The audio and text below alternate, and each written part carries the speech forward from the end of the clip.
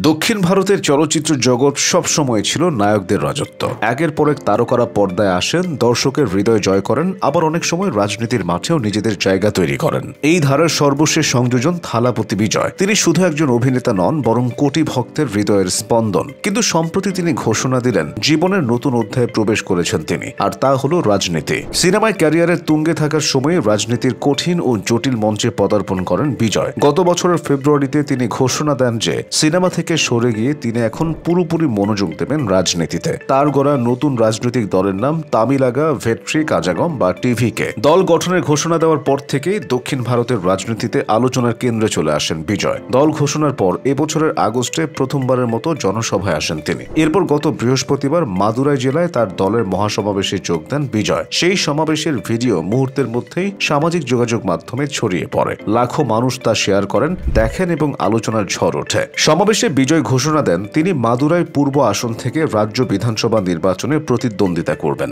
রাজনীতির মঞ্চে যিনি আজ এত জনপ্রিয়, তিনি কিন্তু আসলে একজন সিনেমা সুপারস্টার। বিজয়ের জন্ম চেন্নাই। তার আসল নাম জোসেফ বিজয় চন্দ্রশেখর। বাবা এস.এ. চন্দ্রশেখর ছিলেন দক্ষিণ ভারতের জনপ্রিয় চিত্র পরিচালক। বাবার হাত ধরে সিনেমার জগতে প্রবেশ করেন তিনি। শৈশবে বাবার পরিচালিত 15টি ছবিতে অভিনয় করেছেন তিনি। এর মধ্যে 6টি সিনেমায় তিনি ছিলেন শিশু অভিনেতা। ছোটবেলা থেকেই তাই অভিনয়ের জাদু তাকে ঘিরে রেখেছিল।